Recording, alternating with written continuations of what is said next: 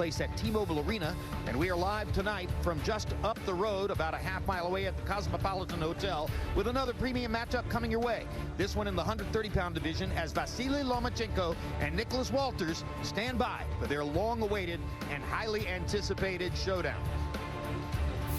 Now, quickly, before we talk to both of our expert commentators, let's take a look at some CompuBox numbers which illuminate just a little bit of what went on between Ward and Kovalev. A story of two fights.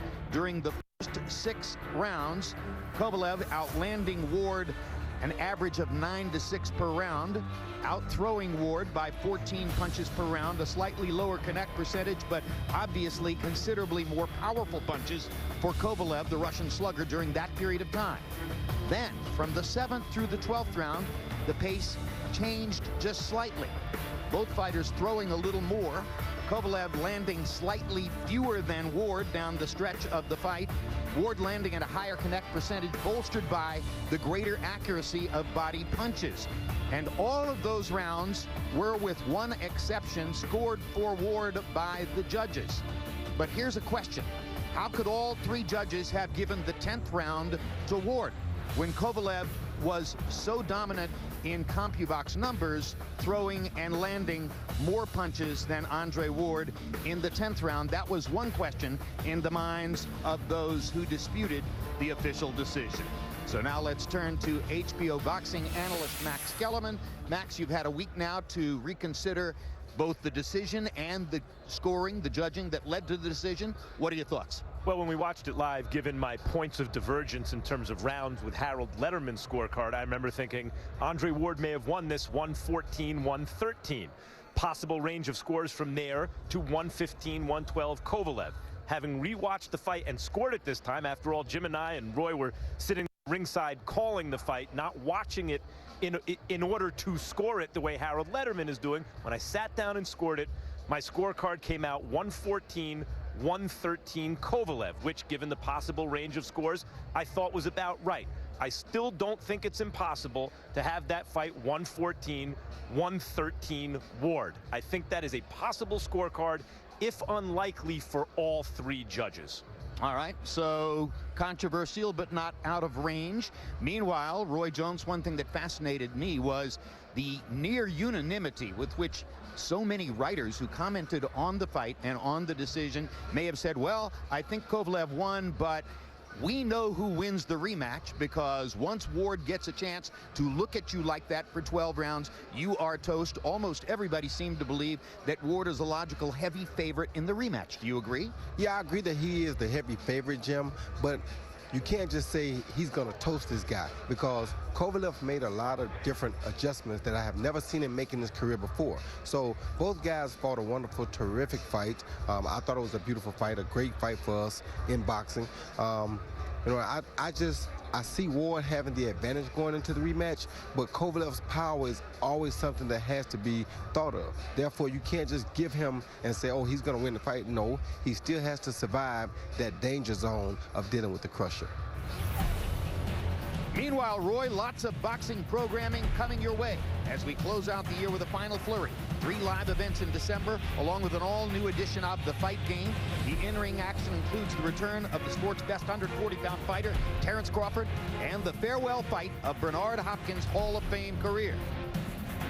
Outside the ring, stick around following this telecast for an encore presentation of Real Sports, and be on the lookout for 3 new editions of State of Play. The boxing career and life of Raimundo Beltran will be one of the featured topics in this documentary series from Peter Berg that examines how sport and society are inextricably connected.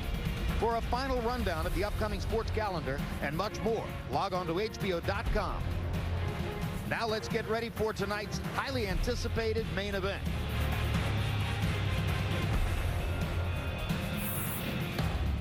The prospect of Vasyl Lomachenko versus Nicholas Uoltersa truly began to take shape in late 2014.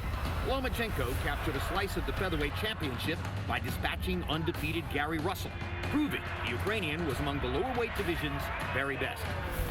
4 months later, Uoltersa took on highly regarded Nonito Donaire for a different featherweight belt. The birth of a featherweight star. The devastating 6th round TKO put Lomachenko and the entire boxing world on notice. A unification bout seemed likely for 2015, but Uoltersa was stripped of his belt after failing to make the 126-pound limit for his fight against Miguel Mariaga. 127.4. Soon after beating Mariaga, Uoltersa would move one division north to 130 pounds, while Lomachenko remained at featherweight and grew his reputation as one of the sport's top fighters. A phenomenal-looking performance by an extraordinary athlete. But the public's appetite for Lomachenko versus Uoltersa never waned, and the fighters' interest in facing one another only intensified. Personally, I'll fight him at whatever weight. Even at 140, I'll fight him at 140. An attempt to schedule the bout for this past April fell apart over Uoltersa's purse demands, prompting Lomachenko to call out his preferred rival on Twitter.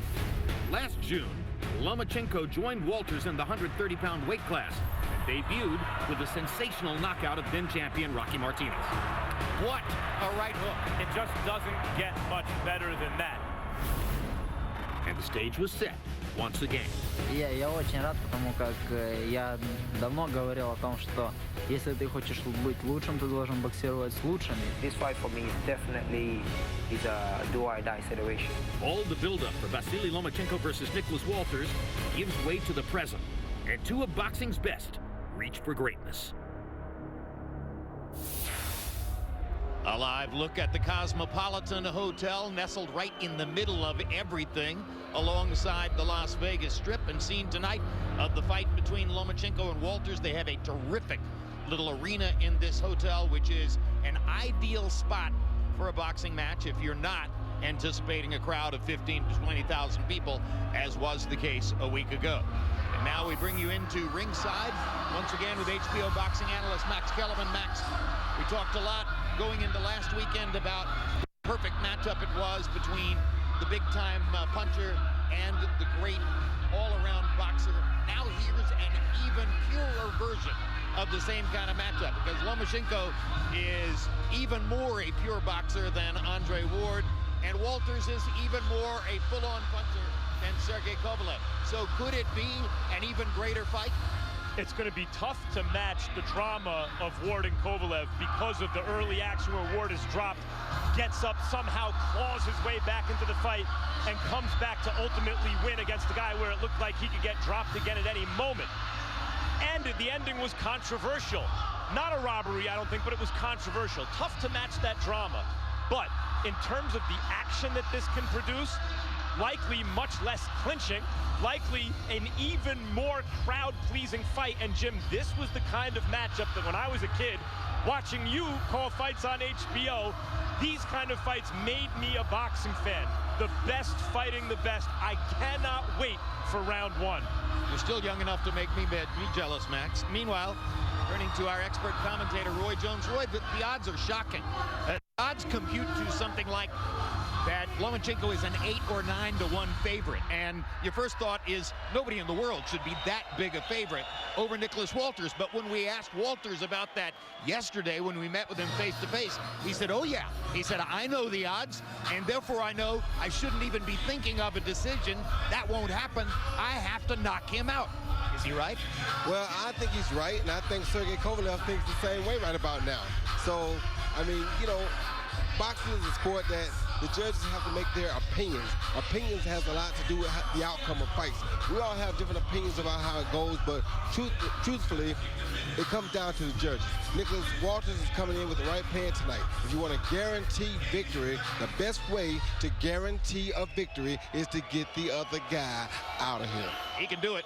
He has huge punching power with both hands. Let's take a look at the tail of the tape now for Nicholas Uoltersa against Vasyl Lomachenko. Do you see the 2-year age advantage for Lomachenko? They're equal in height at 5 feet 7 inches tall. A 1-inch arm length advantage measured from the armpit to the end of the fist for Nicholas Uoltersa. He weighed in a half pound under the 130-pound limit, but has rehydrated up unofficially tonight to 136, and Lomachenko weighed in right at the 130-pound limit, has put on exactly 7 pounds according to our unofficial HBO scale to go into the ring with a 1-pound functional weight advantage. Nicholas Uoltersa is a proud representative of his home nation of Jamaica. He actually lives and trains in Panama most of the year. He relocated there 8 years ago to further his boxing career and has since begun a family in the Central American country. We paid Uoltersa a visit in his adopted homeland to find out more.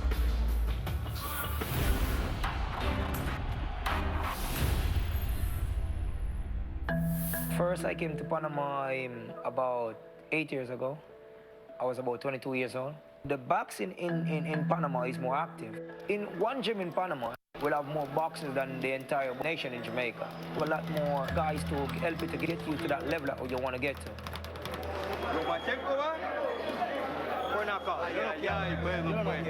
Over here, the language barrier was Spanish, so I came over here, didn't even speak Spanish. It's very difficult, you know, to learn the language. It took me about 8 to 9 months.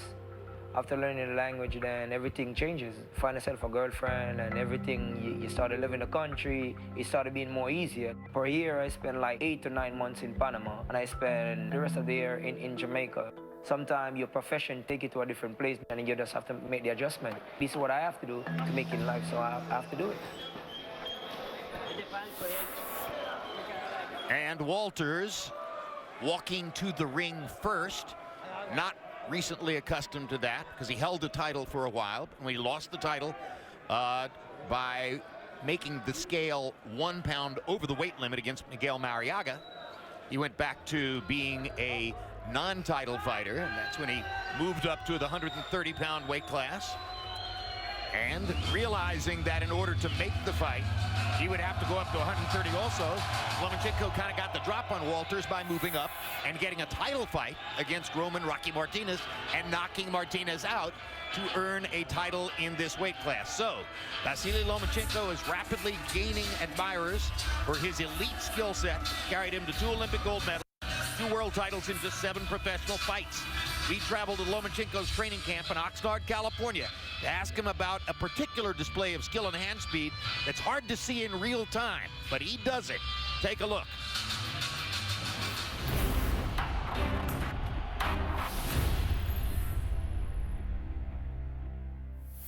Ну, это отец мне подсказал, научил меня это делать. У нас было очень много времени, чтобы это отработать дома. He's able to, with complete artistry and mastery, hit and not get hit. Lomachenko spectacular. Ну, самое главное в этот момент не пропустить самому. Тем более, что если я это делаю, если против меня такая штука не пройдет. Если это кому-то поможет, я буду рад. Только не моему сопернику. Главное, чтобы мой соперник это против меня не использовал. Дальше, это уже идет совершенствование, и я хочу, чтобы мое имя осталось в истории спорта. Here comes Vasyl Lomachenko. Roy Jones, you had amazing hand skills. Did you slap an opponent's arm down to land a punch with the hook? Oh yeah, I did it all. I did it all, Jim. I was a master at things like that. I learned those type of things from the great Roberto Duran, and I kept them in my bags too. All right, so Lomachenko has those kinds of skills. How rare are they? They are very rare. You don't find many people with them. 1 in every 2,000 maybe so. And that's of the known fighters. And of course, Lomachenko was taught those skills by his father, who has trained him, he says, virtually since he left the cradle and began walking. That's the first time he went to the gym. He believes he was, in fact, an infant, and his father has developed quite a following among others in the sport, as Anatoly Lomachenko is clearly an outstanding trainer. Now let's go to Michael Buffer for the official introductions. Ladies and gentlemen, good evening. Дамы и господа, добрый вечер. Welcome to the Cosmopolitan of Las Vegas. Now, before we get started with this very special contest, this is a special night indeed, as this is promotion number 2,000 for Hall of Fame promoter Bob Arum. For 50 years, he's brought us more fights than anyone in the sport. The challengers, champions, and contenders, it's a list of the who's who of boxing over the last half century. De La Hoya, Mayweather, Duran, Hagler, Hearns, Pacquiao, Big George Foreman, Smokin' Joe Frazier, and the greatest Muhammad Ali. Ladies and gentlemen, on behalf of HBO Sports, the Cosmopolitan, and boxing fans around the world, we salute the most prolific promoter in boxing history, AKA the Bob Father, Mr. Bob Arum. And now Bob Arum and his Top Rank Incorporated are proud to present the main event of the evening. 12 rounds of boxing for the WBO Super Featherweight Championship of the World.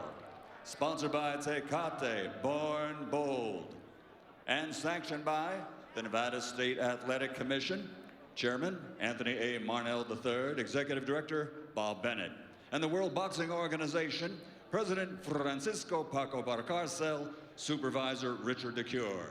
The 3 judges scoring will be Adelaide Bird, Bert Clements, and Glenn Trowbridge.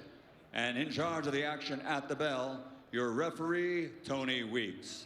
And now, the officials are at ringside, and they are ready.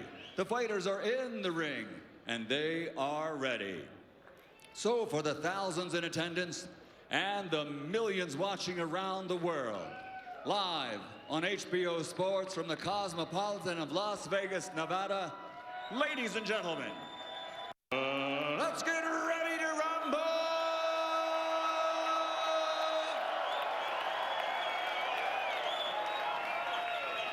Introducing first, fighting out of the blue corner, wearing green, yellow, and black.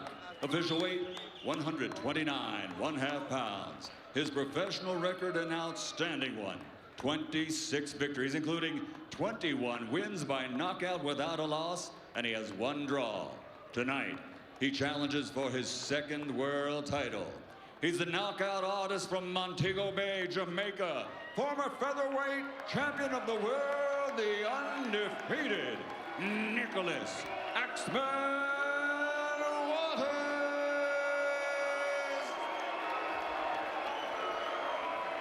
And fighting out of the red corner, wearing multicolors and weighing in officially at 130 pounds. After 396 amateur victories with only 1 defeat and 2 Olympic gold medals, he now is a 2-time world champion with a professional record of 6 victories and 4 KOs, only 1 defeat. Amigas Bada from Akerman, Ukraine, the reigning and defending WBO Super Featherweight Champion of the World, Vasyl High-Tech Lomachenko.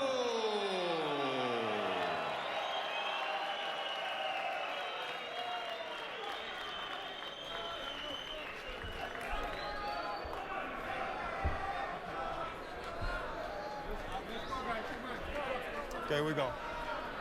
Okay, here we go. Okay, gentlemen, you both received your instructions in your dressing room. Okay, right here is okay, anything below that's low. Right here is okay, anything below that's low. I want a good, clean fight. Obey my commands at all times. Above all, protect yourselves at all times. Let's go. Only a special fighter and a special performance wins a matchup like this. What if, as was the case last week in Ward and Kovalev, they're both special tonight?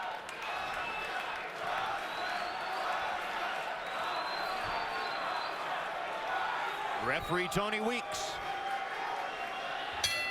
who has gotten the lion's share of big fight assignments here in Las Vegas in recent years, did not handle the super fight last Saturday night, but is here to be in charge of Lomachenko against Uoltersa. By the way, Uoltersa has a draw, a blemish on his record. It wasn't really a draw. It was a terrible judge's decision in a fight clearly won by Uoltersa. Lomachenko has a loss on his record, but there's a story behind that too, as he insisted on fighting for a world title in only his 2nd professional fight and wound up in a matchup against the craftiest rule bender in the sport, Orlando Salido, and wound up losing an extremely close decision that a lot of people disputed. So both blemishes on the 2 records are questionable, and that's what you'd expect from fighters of this level of skill and this level of preparation.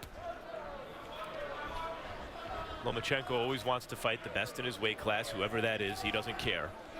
Has told his representatives, his manager, his promoter, I want to fight the other belt holders. Barring that, give me the #1 contender. He's not available. #2, #3. Uoltersa is the best available opponent who we're getting with Lomachenko, and he's a top flight fighter in and around this weight division. Southpaw against conventional fighter. First round is often a, quote, feeling out round. Lomachenko has been pushing his jab out there, checking the distance between himself and Uoltersa. Uoltersa throwing a jab out there as well. Neither man has landed one of their more significant punches quite yet.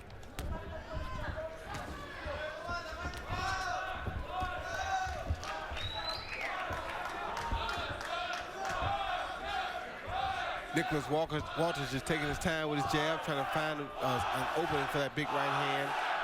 Lomachenko being very smart, taking his time, trying to figure out the length, the distance. One thing I have to say about the weight, though, is that Nicholas Uoltersa, for any fighter that's been off for 300+ days, does not show any ring rust at all. 343 days since his last fight, and a lot of that delay was brought about by his determination to get the best deal he could possibly get for this fight against Lomachenko. He knew he was going to fight him. He wanted to get paid. Nicholas Uoltersa is a linear fighter, very forward, backwards.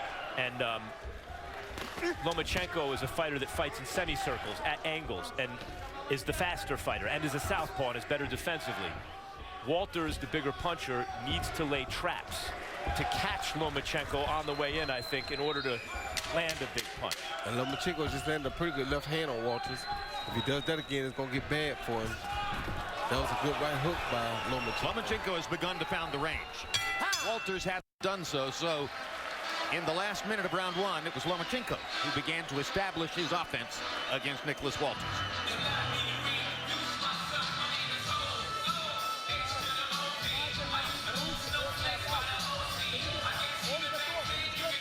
He's ready. He's ready for your punch. Fake the first attack, and then the second one is for real. Otherwise, keep your hands in their place.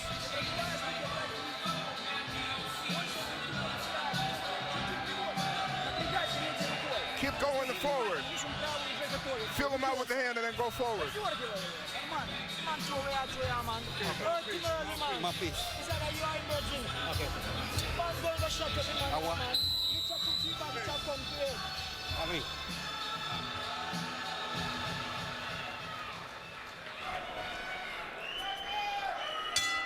Round 2 begins. Vasyl Lomachenko of Ukraine against Nicholas Uoltersa of Jamaica.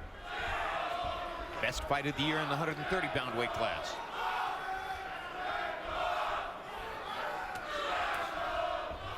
So at the end of the last round, Lomachenko's superior ability start to shine through. As I said, Uoltersa has fight-changing power, but I don't know if he can just go out and create that offense on Lomachenko. I think he's going to have to catch Lomachenko with something on the way in. That would be his best out. Uoltersa has fight-changing power. Lomachenko has fight-controlling craft.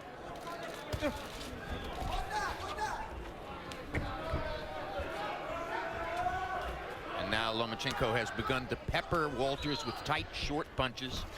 Jab, quick left hands. Getting just close enough to land. Still making himself scarce when Uoltersa tries to throw back. As good as Uoltersa is, and he's not a guy that fighters around this weight division are rushing into the ring with. Lomachenko, big favorite. Yeah, he's 5 and 6 to 1 in this fight, and that speaks to, you know, boxing insiders' knowledge of his ability. Yeah, he's staying very close to the X-Man to try to neutralize that straight right hand. Doing a very good job of staying close. Sooner or later, though, that was a good right hand. Yes, it was. Sooner or later, if he lets Lomachenko continue to weave out to his left, he's going to bring a right hook from over there that's not going to be pretty. Who's he, Roy? Nicholas Uoltersa. Talking about Uoltersa.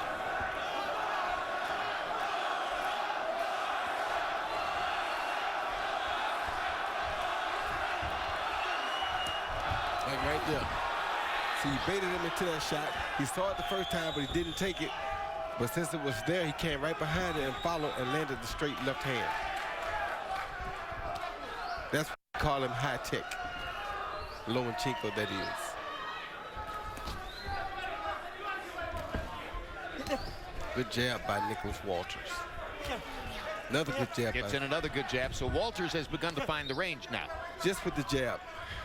Lomachenko hasn't landed a big right hand yet. Yeah, Lomachenko doesn't mind the jab. He just doesn't want him to find the range with the straight right. Or the right uppercut. Good left hand again by Lomachenko. Another good left hand by Lomachenko. He's just out-quicking Uolterс at this point. He's able to make quicker movements. He's more decisive about where he wants to go and when he wants to go there. He's getting the spots before Uolters can deal with him. Getting outside of that right hand by stepping to his left. Stepping to his right, which is away from Uolter's right. December 10, Terrence Crawford, the pride of Omaha and universally recognized as the best 140-pound fighter in the world, takes on big punching John Molina in front of his hometown fans. 1 week later, triple header action from the Los Angeles Forum featuring the final ring appearance of 51-year-old legend Bernard Hopkins. At least he says so. Hopkins will be taking on Joe Smith, who in his last fight knocked out the highly regarded Andre Fonfara in the first round. So we know that Smith has punching power. And we know that Hopkins is a great bomb diffuser.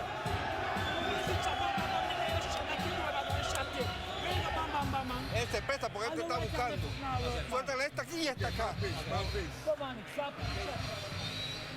Esa pelea es tuya, Nicolás.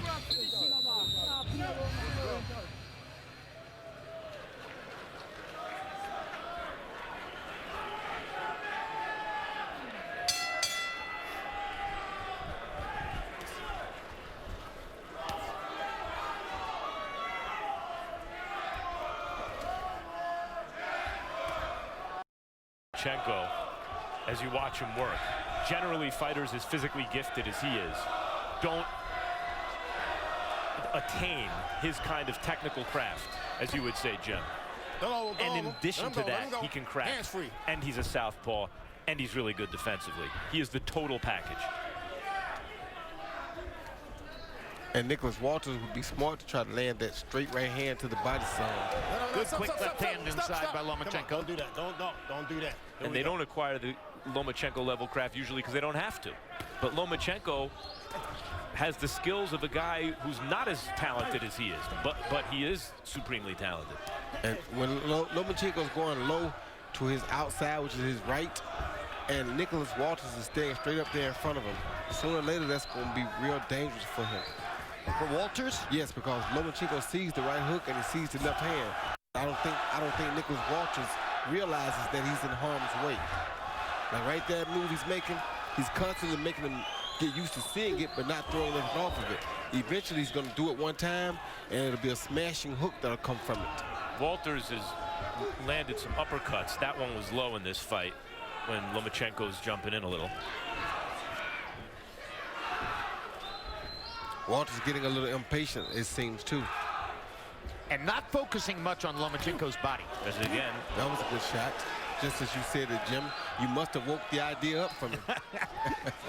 I would think that to have any chance against Vasyl Lomachenko, you might want to focus on the body for the first stages of the fight. Set up something for later on. I agree with you 100%. So in this round, Uolterс finally throws body shots. Still missing with the right hand upstairs. Lomachenko, we see that great footwork. Constantly able to move side to side and step around Nicholas Uolterс. He's a step-around fighter of the highest order. Yeah, the other thing about Lomachenko, I mentioned that level of athletic ability combined with that little level of craft, but he applies the craft aggressively, and in a busy style, particularly for a good defensive fighter. Makes guys keep their hands at home a lot with the small or the light offense. Then once he gets them settled at home, he brings a bomb. Lomachenko, that is. Hands free, don't hold. Hands free, stop. Let him go. Let him go.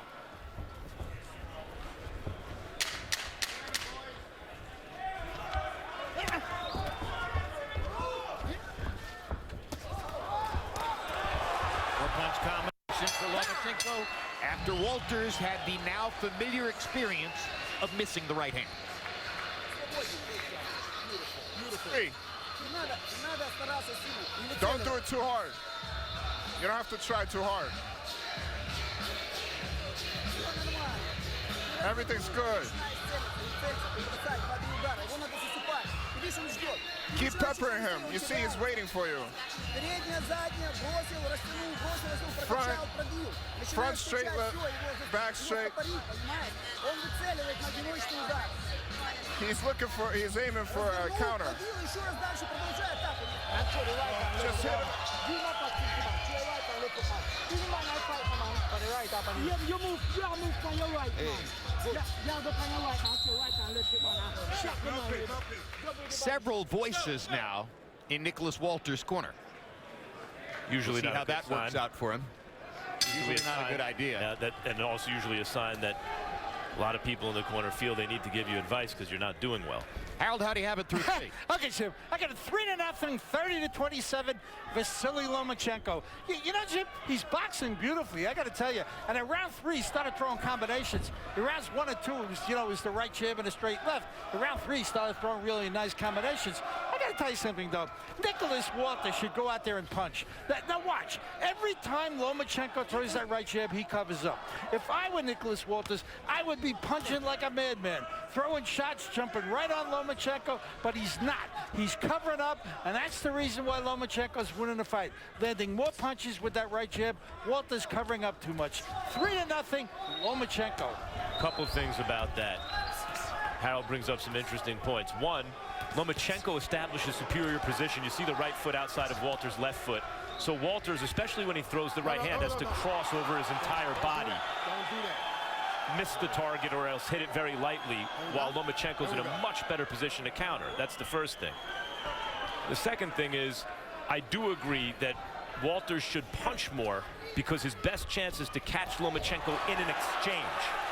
Maybe not win most of the exchanges, but land something big in an exchange. But Uolters is not exactly a high-volume seek-and-destroy guy. He's a boxer puncher. He just went at it with a good hook, and Lomachenko countered the hook with 2 big punches, so that also would make him slow down and not be so aggressive. I think Lomachenko's offense has neutralized or made lack of for Nicholas Uolters to be very offensive in this fight. Yeah, I think Lomachenko's footwork has something to do with that, too. Yeah. Fighters don't like to miss punches. So Harold Letterman may say, well, Uolters should throw more. But if Uolters throws more and misses the punches, he's not going to want to keep doing it. Especially when you have a guy there who will discipline you for your misses. And that's what he's doing.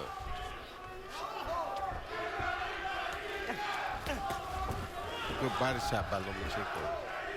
It's just the quickness and decisiveness of Lomachenko. The way he seems to know exactly what he wants to do from moment to moment. He's got the other fighter on the defensive, even when he's not trying to land big. And the variation of speed and power on his punches. Tap, tap, lulls the opponent to sleep, and then something hard. Can put him to sleep. Good hook by the X-Man. Stop. Come on, both of you. Keep it clean. Here we go.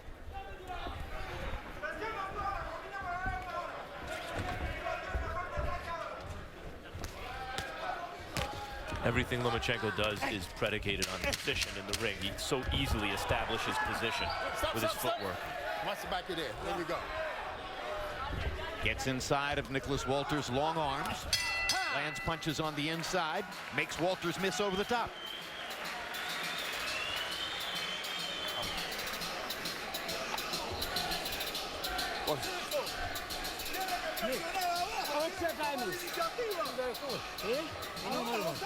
¿Cómo te sientes? ¿Has recibido algún golpe fuerte?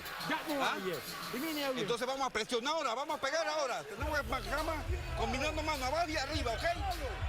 Hay que tirar más golpes ahora. Hay que tirar más golpes ahora, abajo y arriba, ¿ok? Hit him in the stomach, then hit him in the head. First the stomach, then the head. Understand? Body head. The front is working. Hit him in the stomach, then the head. Body head. CompuBox numbers through the first 5 rounds find Lomachenko landing 55 out of 234, Uolters 26 out of 153. So Lomachenko, with a 35-15 edge and landed punches in the last couple of rounds, is piling up CompuBox numbers early against Nicholas Uolters. At the beginning of the fight, between rounds, Uolters was listening to his Panamanian trainer, Celso Chavez. For the last couple of rounds, increasingly, he's been looking at his father, Job Uolters, and listening to what he has to say. But if you're searching for the right voice in the corner, it means you haven't found things working the way you wanted them to inside the ring. You know, Lomachenko is doing to Uolters what he did to Gary Russell Jr. Gary Russell Jr. is a special talent. And Lomachenko just took him to school, virtually shut him out. And Nicholas Uolters is a top-flight fighter in the lower weight classes. The draw was bogus. He's undefeated, really. Knocked out Donaire. Had established himself as a fighter that fight fans want to see and think very highly of on the kind of outskirts, if not actually in the top 10 pound for pound. And Lomachenko, as he did to Gary Russell Jr., is just turning it into a boxing lesson. It's not quite to the point where you would say that Lomachenko is toying with him, but he's able to do what he wants to do. Well, he's almost toying with him. He moves around him like that to a point to where Nicholas Uolters can do no good, no harm to him at all. So he's doing pretty much whatever he wants to do at will. And that is somewhat toying with the guy until you catch him with a clean shot. Nicholas Uolters is trying to put the punches on Lomachenko, and Lomachenko is not showing him a still target or an open target. Therefore, he is less likely to throw punches because he doesn't see anything. And for a good defensive boxer, Lomachenko takes chances. You know, Uolters' only shot, it looks like, is to catch him with something big, and it would seem as though Lomachenko's giving him some opportunity by the pace that he's working at, the way he's inside of Uolters' punching range, but his defense is so sharp. He has such mastery over distance that I don't see a lot of opportunity for Uolters. You heard the thudding body shot by Lomachenko there as he pounded the left into Uolters' ribcage. Stop, I got you. Yeah.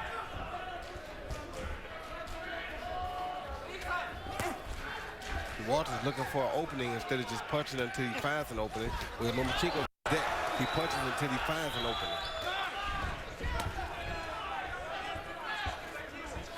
Lomachenko dropping his hands. I mean, how many fighters would drop their hands in front of Nicholas Uolters? In front of the Axeman. It's amazing to watch what this man can do.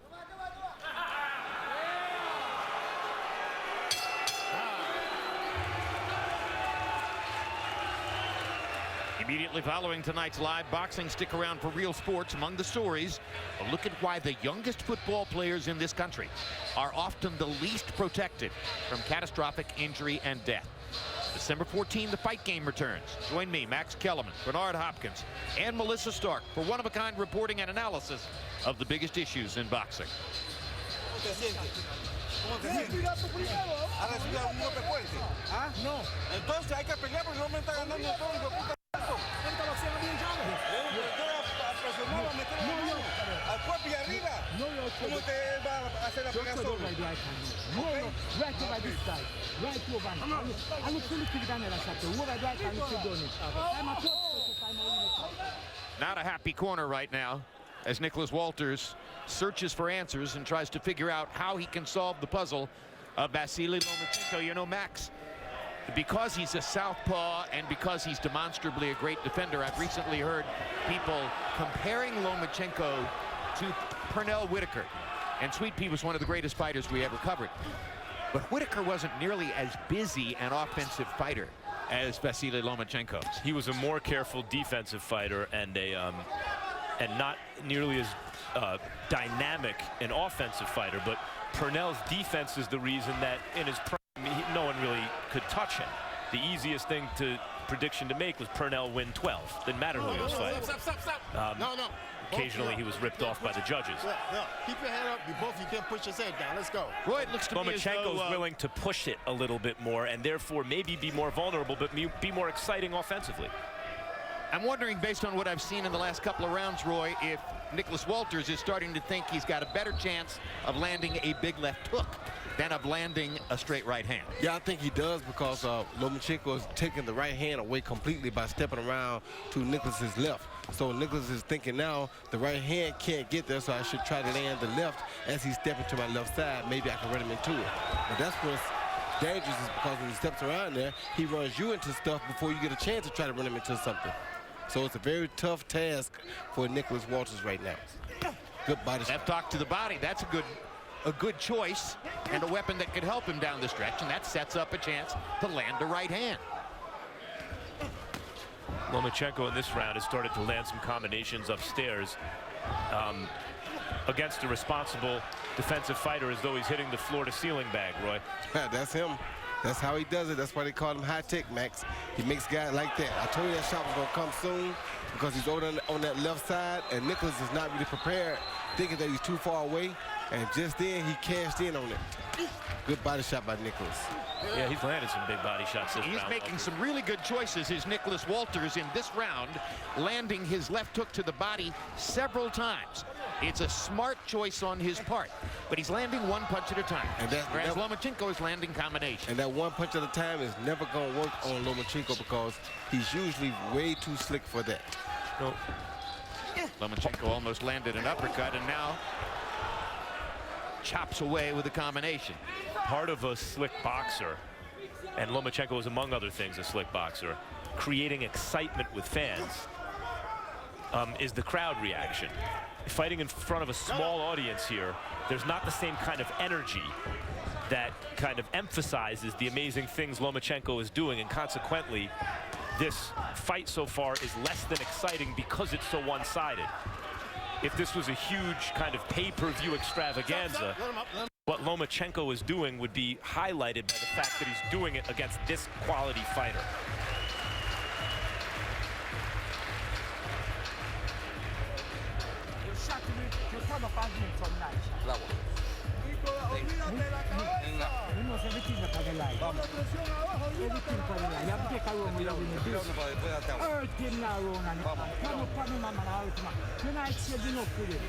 Está fallando mucho golpe en la cabeza.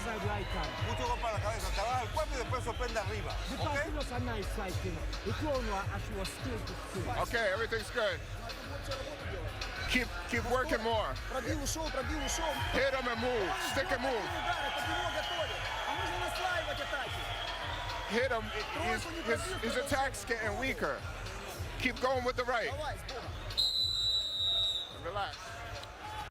Well, the CompuBox graphic showed you that Vasyl Lomachenko has landed more punches than Nicholas Walters in each one of the first 6 rounds of the fight. So we're halfway through the scheduled 12 rounds. Harold, how do you have it through 6? I gotta agree with the CompuBox guys. 6-0, 60-54, Vasyl Lomachenko. Jim, what a beautiful boxing job. I mean, he is really special. You know, the movement, the hand speed, the right jabs, the right hooks, the straight left hands. He's boxing beautifully. I tell you, if there were more old guys like me around, you'd compare him to Willie Pep because he's that kind of a boxer.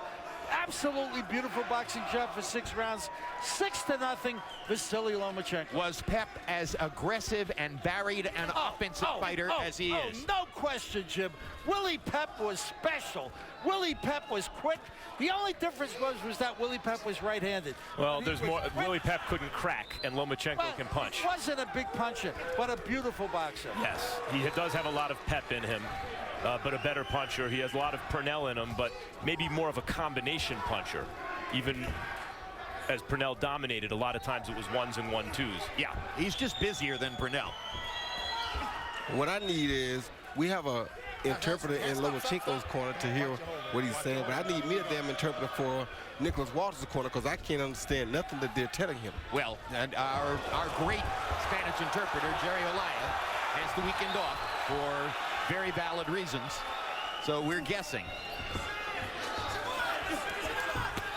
Good body shot. Partially blocked by Walters. But I think you can tell by the number of people who are trying to talk at the same time in Walters' corner that there's a mixed message. Oh, good shot. Lomachenko finding the target more and more. Stop. Here we go. Turn around. 1 minute to go in the 7th. Now he's getting comfortable, Lomachenko is. He's starting to figure Uoltersa out. He's not afraid of the power no more because he knows how it feels. And now he's pressing his attack, trying to get him out of there. I wonder if this level of fearlessness is a good idea against a guy who can punch like Uoltersa. Uoltersa badly off balance there. Gets in a good left hook. Still missing with the right hand. And he's taking his best weapon away from him. Kind of the way we saw Nonito, Rigondeaux take Nonito's left hook away. Yes. He's taking Nicholas Uoltersa's straight right hand away. Like that right there. Oh my God, I mean, he's toying with Nicholas Uoltersa. This is amazing. What's going to be really funny is the next time Uoltersa is in with a top fighter and scores a knockout. Right, and we'll remember how good he really is.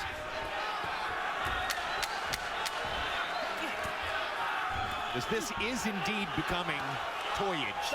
I told you that 3 rounds ago. Yeah, you did. You were right. Lomachenko waving at Uoltersa with his glove as he walks back to his corner.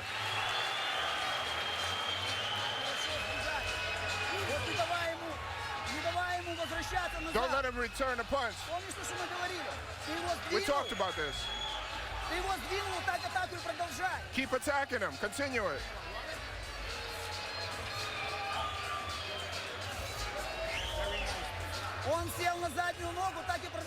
He's on his back foot. Keep going. They're stopping the fight. That's astonishing.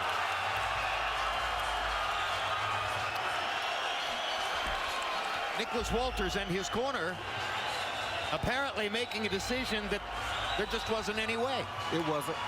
There wasn't, but that is disappointing end to a fight. A fighter of Uoltersa's caliber, even if he's being toyed with, unless there's a physical injury, given his punching power, you would think that a champion, a one-time champion, would want to try everything he could to win the fight. But I think sitting here, it was pretty obvious the athletic competition was over, and it was already decided Lomachenko was superior.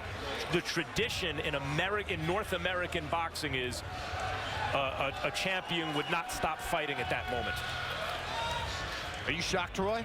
I'm shocked. No, I'm not, because it's similar to Roberto Duran in the Nomad situation. When you're in the ring with a guy, you realize he's not going to give you nothing that you want that night. It's very difficult to stay there, and you know you're totally at his mercy. He's not going to play your game. You have no chance of winning. The only thing you have a chance of doing is being knocked out embarrassingly. So for me, I don't agree with it, but I understand it. Well, apparently Uoltersa wanted to bring an end to the embarrassment. We now have a chance to listen to the conversation that took place between Uoltersa and referee Tony Weeks. Let's hear it. No more. Yeah. Finish. Yeah. Hold on. Do you want to? You don't want to continue? No. The fight don't want to continue. You don't want to continue? No. Okay. The trainer Celso Chavez even said no mas. Yeah, I told you. Just as you said, relative to Roberto Duran against Ray Leonard, the same phrase that we heard in New Orleans back in the 1980s, we hear it again here as Nicholas Uoltersa's trainer says to Tony Weeks, no mas. And no mas it is. Now let's go to Michael Buffer for the official particulars on the TKO. Ladies and gentlemen, the official time comes at the end of round 7 as the challenger informs referee Tony Weeks he is unable to continue.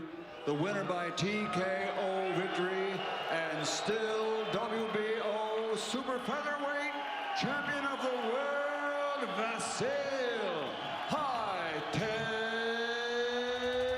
Lomachenko.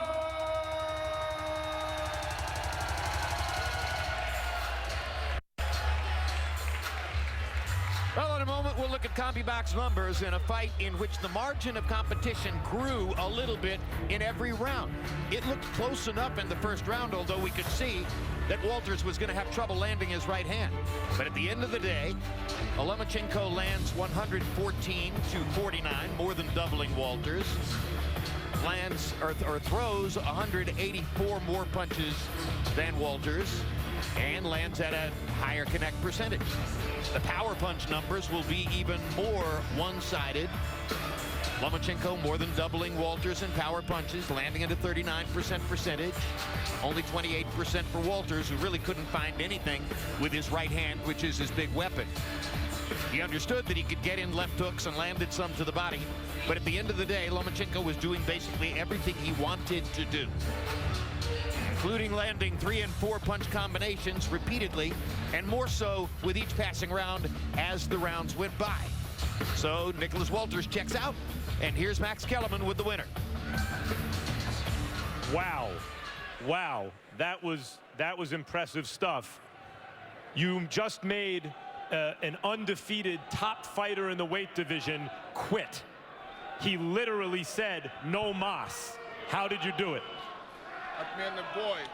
Вы только что сделали так, что человек, который ни разу не проиграл, сказал, больше не могу. Как это вы сделали? Я не знаю, я снимаю шляпу перед Уолтерсом. Он действительно очень сильный боец, крепкий. Но я думаю, что дело сделал простой год. Он год стоял, не боксировал. Я думаю, что из-за этого он остановился. Uoltersa is a good fighter. He's really strong. But I think he just stood there in one place, which made it easy for me to win. Uoltersa is a good fighter, and he is strong. Gary Russell Jr. is a really good fighter, and he's really fast. And these guys have no chance against you. Who does? Who do you look, when you look out there, who do you see as your most likely rival? Уолтерс сильный, Рассел был очень быстрый, но они ничего против тебя не могли сделать. Кто может что-нибудь сделать? Кого вы видите, что какой боец может? Не знаю, я пока не хотел бы делать заявление. Единственное, что я повторюсь, я говорил уже, что бокс это не только скорость отдельно, это не только сила отдельно. Ты должен быть боксером, который обладает и высоким IQ, и большой функциональной подготовкой, физической подготовкой и скоростной. Ты должен объединить все в одно. As I said before, it's not about being just strong or being just fast. A lot of things take place. You have to train, you have to be highly functional in the ring. So all those things are a combination of what makes me good. So who do you want? Who's the fighter out there that you think you target next?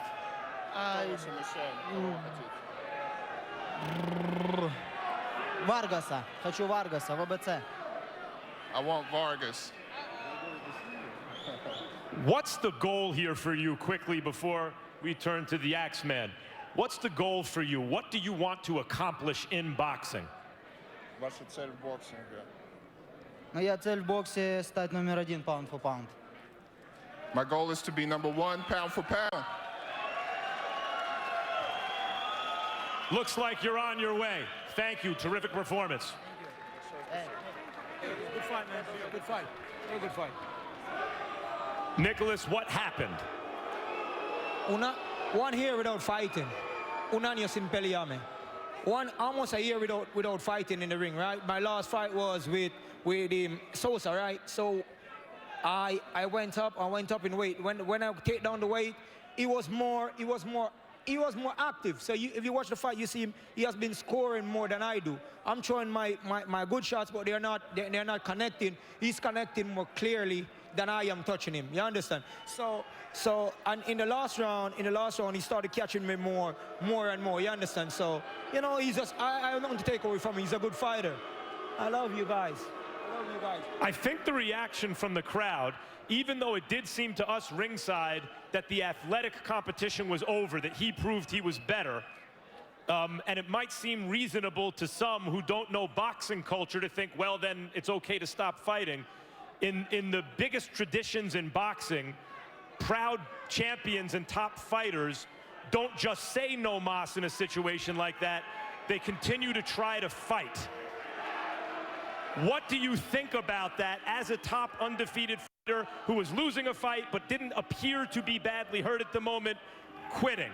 What do you think about that? It wasn't about quitting, right? If you look at the last round, he caught me with some pretty good shot. I was holding on just to survive the round. You know, it would be stupid to come out after the last round. So you were hurt in the previous round? Yeah, of course. He caught me with some good shot, but you have to understand, you guys gave me one fight per year. You know, he's active. He's fighting more active than me. You know, so that's it. Thank you, Nicholas. Jim?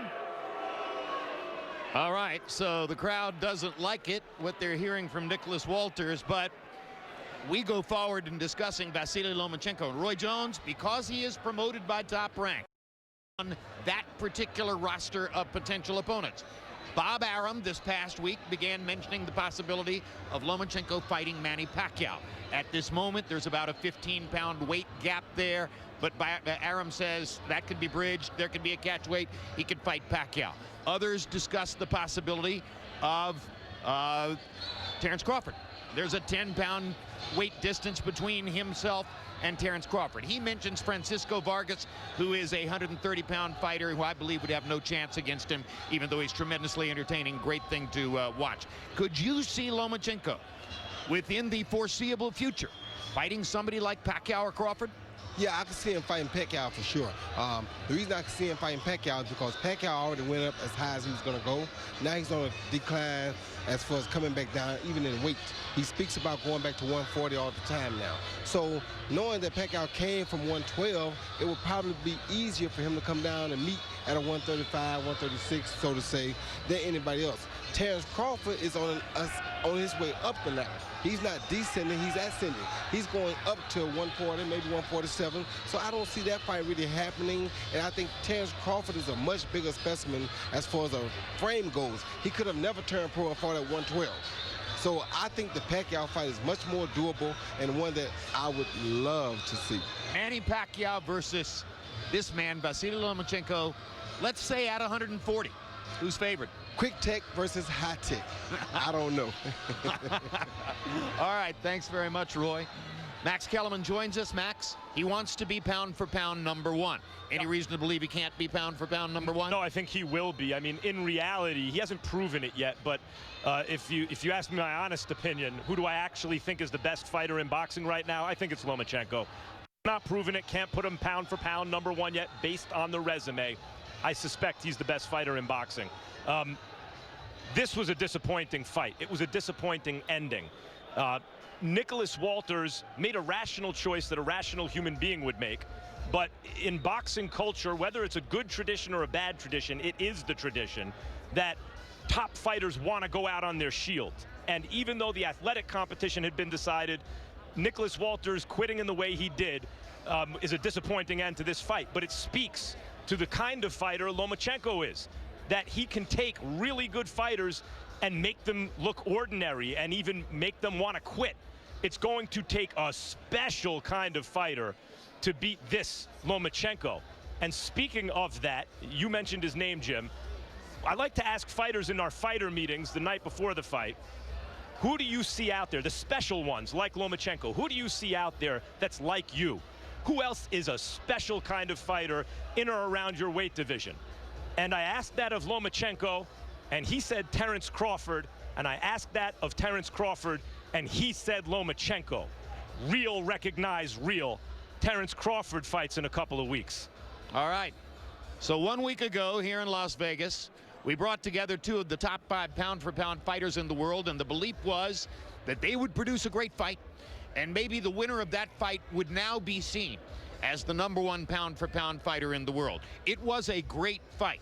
It is not clear at this moment that the winner of Kovalev-Ward is going to be seen for this moment right now as the #1 pound-for-pound fighter in the sport, though of course Andre Ward will continue to pursue that with passion and dedication. It's been his goal for a long time. But now a week later, we put together 2 fighters in what we expected to be a fairly equal prize fight, and it becomes a wipeout. Because as Max Kellerman says, in his view, there's no question who ultimately is going to rise to become the #1 pound-for-pound fighter in the world. Maybe you saw him last week, but more likely, it appears, you saw him tonight.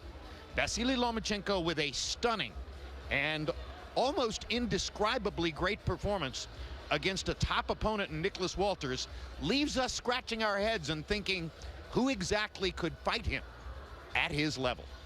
Thanks very much for being with us on this edition of HBO's World Championship Boxing. Immediately following this telecast, stick around for Real Sports and a look at why the youngest football players in this country are often the least protected from catastrophic injury and death.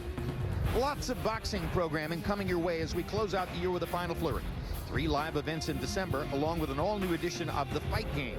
The in-ring action includes the return of the sport's best 140-pound fighter, Terrence Crawford, and the farewell fight of Bernard Hopkins' Hall of Fame career. Outside the ring, tune in for 3 new editions of State of Play. The boxing career and life of Raimundo Beltran will be one of the featured topics in this documentary series from Peter Berg that examines how sport and society are inextricably connected. For a full rundown of the upcoming sports calendar and much more, log on to HBO.com. And now for our entire crew, thanks for being with us for this edition of World Championship Boxing.